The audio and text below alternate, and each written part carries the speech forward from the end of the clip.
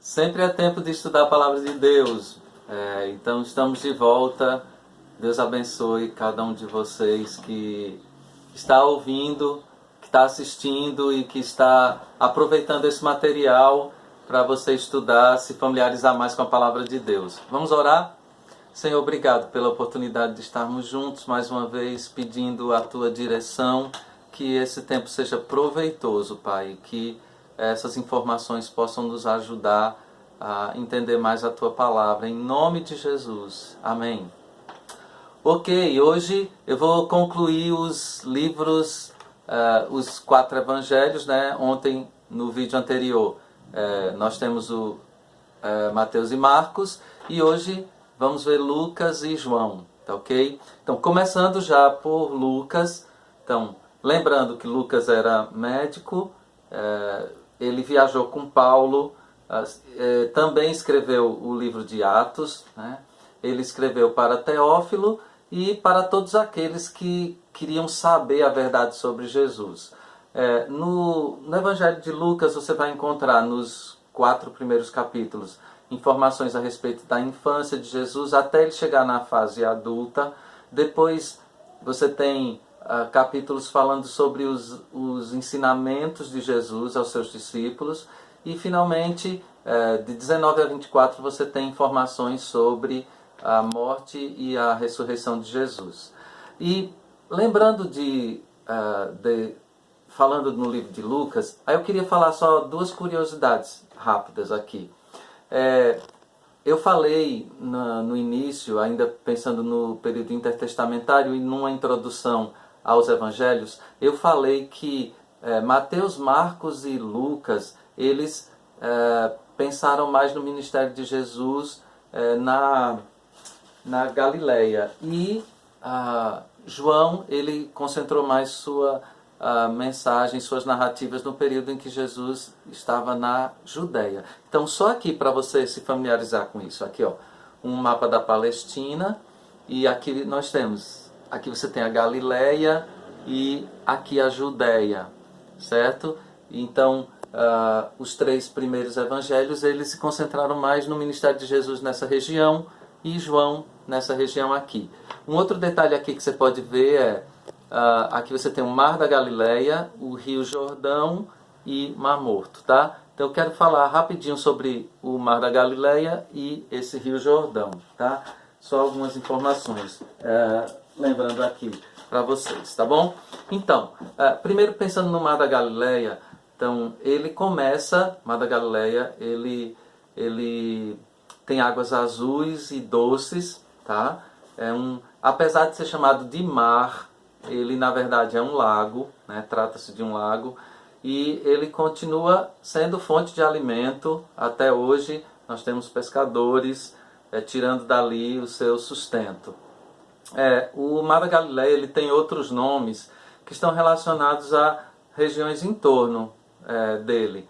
Por exemplo, você vai encontrar também alguns textos falando do Mar de Quinerete, Lago de Genezaré e Lago de Tiberíades. Todos esses nomes estão relacionados ao Mar da Galileia, a mesma coisa.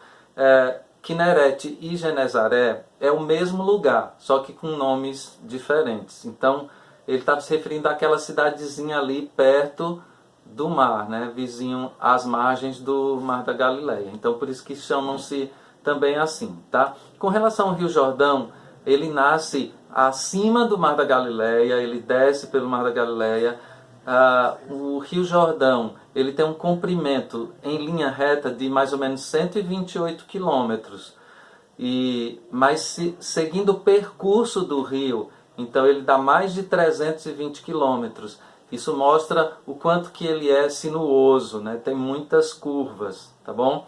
Ele começa bem límpido, mas termina desembocando no Mar Morto como um rio extremamente turvo, enlameado, tá? Então, passando ali na região próxima ali de Jerusalém, naquelas imediações, ele já está bastante enlameado, tá bom?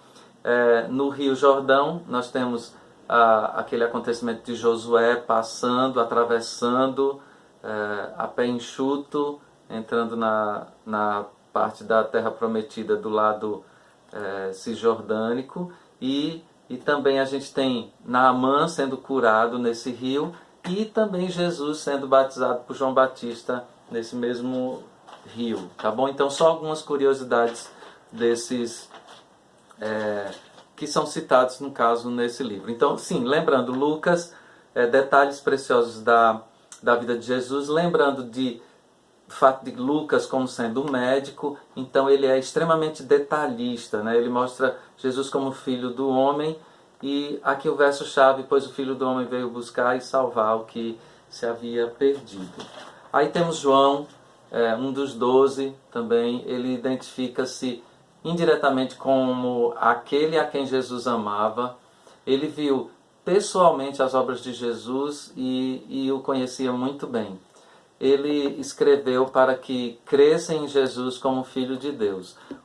Até o capítulo 12 nós temos relatos sobre os milagres e ensinos de Jesus. E a partir do capítulo 13 até o 21 a gente tem a narrativa da morte e ressurreição. Então sempre os 4 evangelhos têm esse padrão, né, de falar um pouco da história de Jesus, alguns deles da infância até chegar à fase adulta, milagres, ensinamentos e finalmente morte e ressurreição.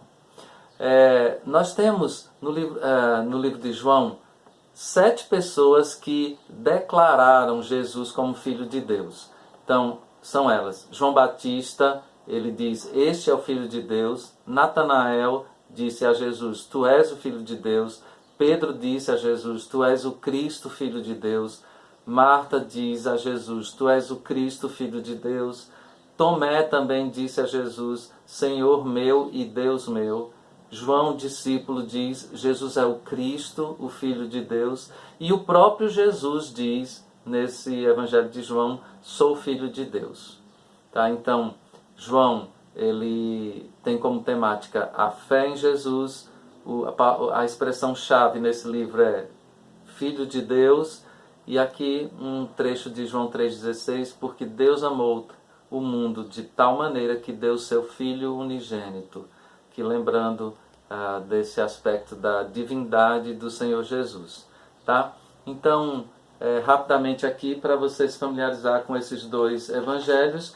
E como tarefa, então você tem 2 opções.